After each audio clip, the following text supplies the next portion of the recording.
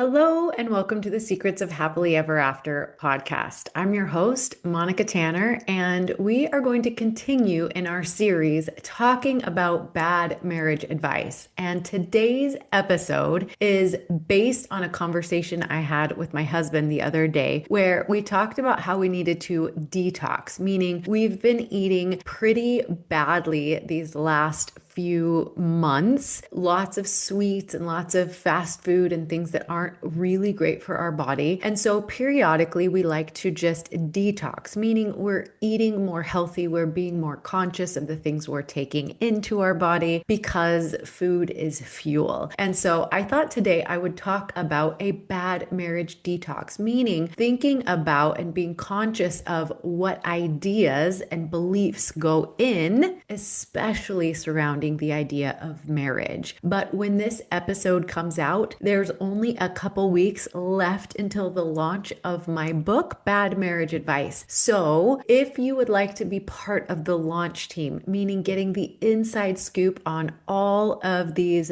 bestseller launch strategies and lots of Q&As and a special challenge I'm hosting just for my launch team that's going to be all about creating more intimacy in your marriage quickly, be sure you email me, moni@monicatanner.com. Let me know you're in for the launch team and I will get you all of the information. What we're asking is super simple, just that you purchase a copy of Bad Marriage Advice on launch day and leave a review as soon as you've read it. All right, on to today's episode. Let's be honest. How much marriage advice have you been given over the years from your parents, your friends, your coworkers, or even some random person on social media? Are you taking in bad marriage advice or marriage advice that you haven't fully thought through? Because here's the thing about a lot of this bad, quippy advice. It sounds good when you hear it. You automatically think, yeah,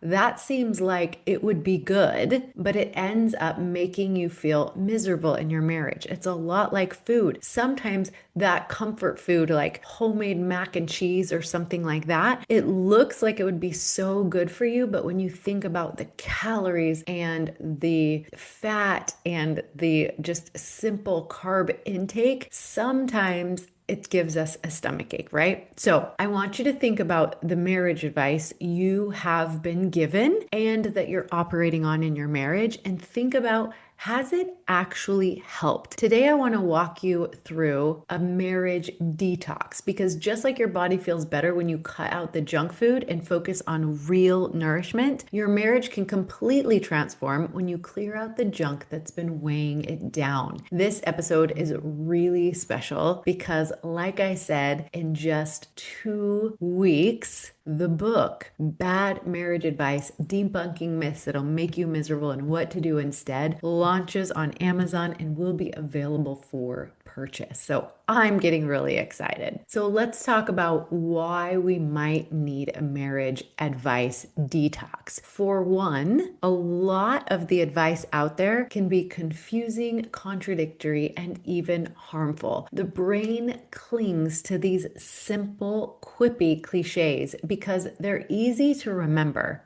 even when they're not helpful. And over time, these myths become like rules, especially I feel like older generations that have been handing it down. When somebody we look up to and respect says something like happy wife, happy life, or never go to bed angry, it sticks with us. But then we get so frustrated when we're up in the middle of the night arguing, or we feel like our marriage is one-sided and only one person's happiness is really important. Sometimes I think about marriage advice like downloading too many apps on your phone. At first, it seems like they're all super helpful, but eventually it starts slowing everything down down, it's draining your battery more quickly, and half of the apps are glitchy and don't even work. Marriage advice can be the same way, but it's possible to go through and delete the apps that are not working in order to make your phone run more optimally. We can do the same with bad marriage advice. So I'm going to give you a couple of easy steps here. Step one is identify the junk advice. Now, my book that's coming out really soon is going to help because it includes 15 pieces of bad marriage advice and why it's bad marriage advice, as well as what to do instead. This idea of marriage requires compromise. Or if you're fighting a lot, maybe you married the wrong person. Or this idea that love is all you need. I want you to really go through in your mind and maybe get out a piece of paper and a pencil or your journal and write down some of these marriage beliefs that you've been operating by, whether you've been married for days or decades or you're not even married yet. I want you to think about what is the big marriage advice that I was given? What are my beliefs around it? And is it actually helpful? Step two, of course, is challenge those ideas. If your answer to the question is it helpful, is no, many times it's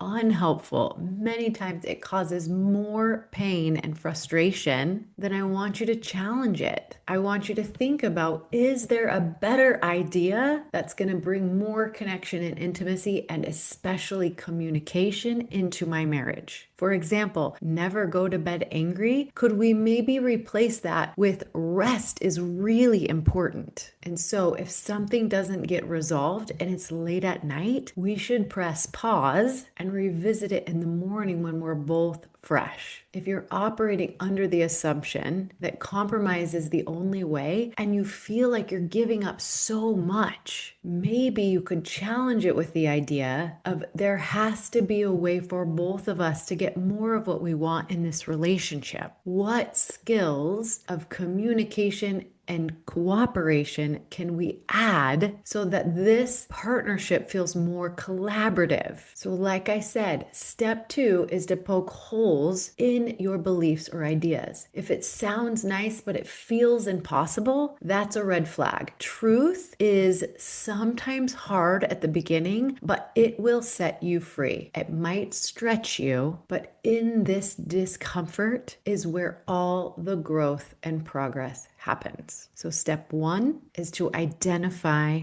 your beliefs around marriage. Step two, challenge those beliefs. And then step three is to replace those false beliefs and ideas with skills, especially and specifically communication skills. I will tell you that the through line of all 15 pieces of bad marriage advice that I talk about in my book is lazy communication. So what I'm really teaching you in each one of those chapters are skills to communicate more effectively and efficiently. So detoxing doesn't mean just cutting out the junk. It's really important to replace it with something nourishing. For example, if you're operating on an idea that if my spouse loved me, they would know how to make me happy, they would know what I need at any given moment, you've got to replace that idea with